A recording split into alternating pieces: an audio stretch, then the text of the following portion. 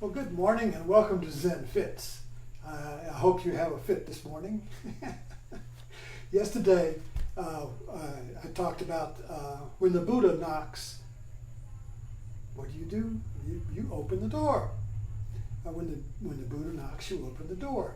Now we assume that when the Buddha knocks, it's going to be something good, like Santa Claus giving you. This is my favorite little Buddha, my little Hote.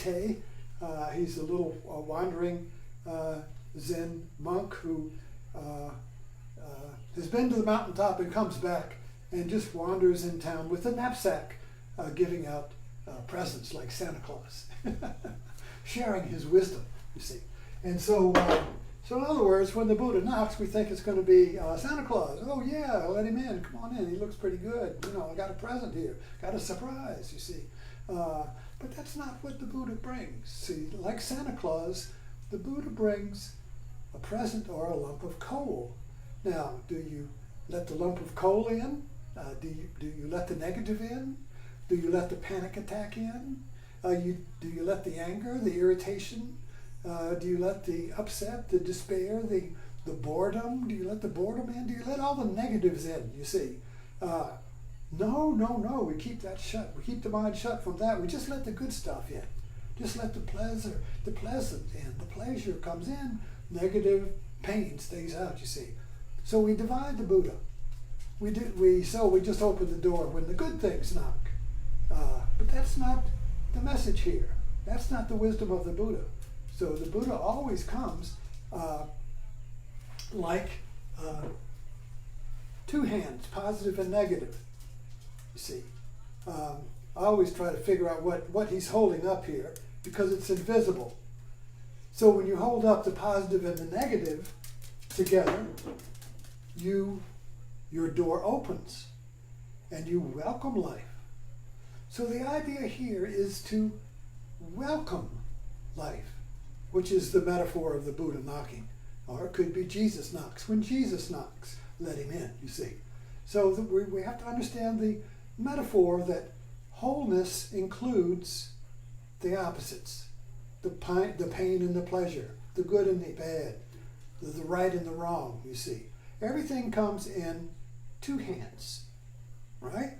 You have two hands to work with. If you want to grip something, you have to use two hands. Boom. One's positive, one's negative. Put them together, and you got this. You see, put them together, and you got the Buddha, or you got Jesus, whichever you prefer. You see, so so even it's all in the symbols. It's all in the metaphorical way of reading life. Take the crucifix, for instance. That's the pain. That's the suffering. Let it in. If you let it in, boom, you get the resurrection.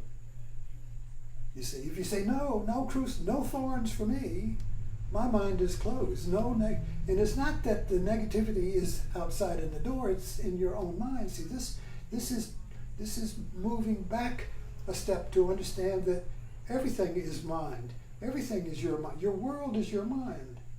You can't get out of it. You can't get out of your mind. So the door of your mind, which the front door of your house would be the metaphor, when somebody knocks on your mind, you see, do you welcome it or not? If you peer through the say, oh no, I don't like the look of that guy. That guy looks like a bum or something. Whatever. That's a negative. I don't open the door. You see, cock my gun. So when we do that, we remain. What we're doing actually is nailing ourselves to our own cross, and we can't get to the liberated. To the, where's Jesus? He's gone. He's resurrected, you see.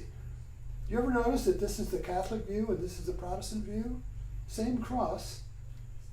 For instance, the focus is different, though. The focus on this view is on the suffering. The focus on this view is the liberation or the resurrection, you see. But they go together. You can't separate them. If you try to, then you're shutting your door to one and opening it to the other. And you don't get both at the same time. So the wisdom of the Buddha, the wisdom of the mystical Christ, is that the pair of everything comes as a pair of opposites.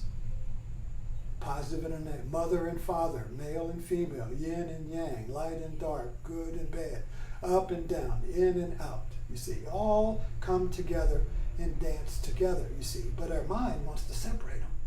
Our mind wants to say, I just want to have up and no down. I just want to have good and no bad. I'm going to get rid of the bad, keep the good, you see. We do that, you get fruit, oh, get the bad spot out. I was eating some figs this morning, and we have a fig tree, and they're ripe, they're just popping.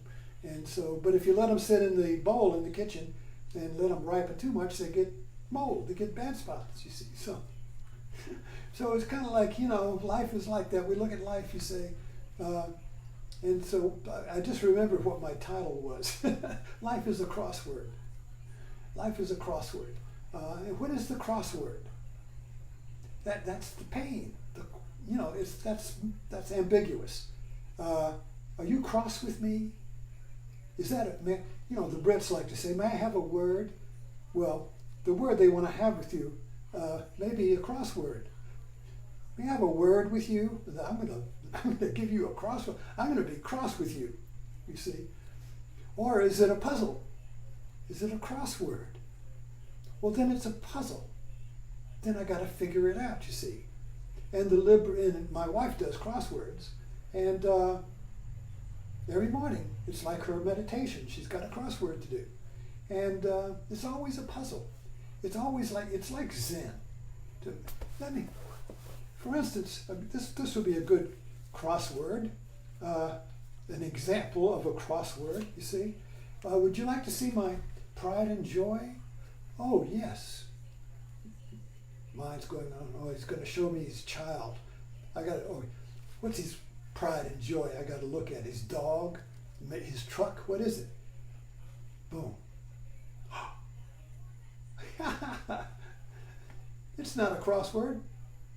He really meant, do you want to see my pride and joy? You see. So it's so simple. The crossword is basically like a magician that points to what you think it should be when it's actually very simple. So when we open the door to the crossword, to the Buddha, connecting dots here, we're opening with a question. Who are you? I don't know. I would like to know. Come on in. Let's have a cup of tea. And this is basically an external manifestation of what goes on in our mind, you see. So our mind is our house. And the visitors are my own feelings and emotions and thoughts. They're always knocking to come in. Oh, that person is going to hurt me. That person, I shouldn't have done that. Oh, I'm so stupid. No. You see. Well, I'm shutting the door to that. So opening the door to the Buddha, opening the door to the crossword, means that you're opening the door to the puzzle. How can I put these two contradictions together? What is going on here? What is the truth here? What can be revealed to me? What does this have? What wisdom does it have? So everything that comes to your mind, every thought, every feeling, every emotion, positive or negative, is full of wisdom, like a ripe fig, you see. We pluck that fig. We pluck that crossword. We pluck that Buddha. We open that door. And I want to taste it. What does it taste like? I taste the fig. I taste it, you see. And in the taste, there's no good or bad fig. There's just the fig. In the taste that is not divided. The taste is whole. You can't taste something and have two tastes at the same time. You see, you can't have two tastes. You only have one taste. So opening the door to the Buddha is opening the door to taste whatever this is coming into me. I welcome it. I taste it. What is it? What is it, you see? But the taste is prior to the mind's division of good or bad. The good or bad is in the mind. It's never in the taste. The taste is just this. The taste is just the pride and joy. You want to see my pride and joy? Oh no, I gotta do a fake smile, you see. I gotta pretend I like the picture of his ugly kid. See? Ha! It's just pride and joy. How simple.